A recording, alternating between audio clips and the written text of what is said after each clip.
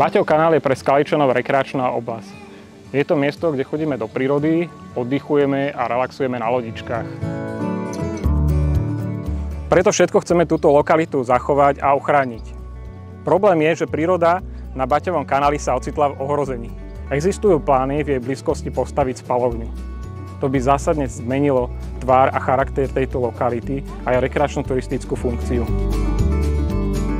Na Baťaku nechceme novú priemyselnú zónu. Vyzvali sme a vyzývame obyvateľov, aby sa obratili na svojho poslanca.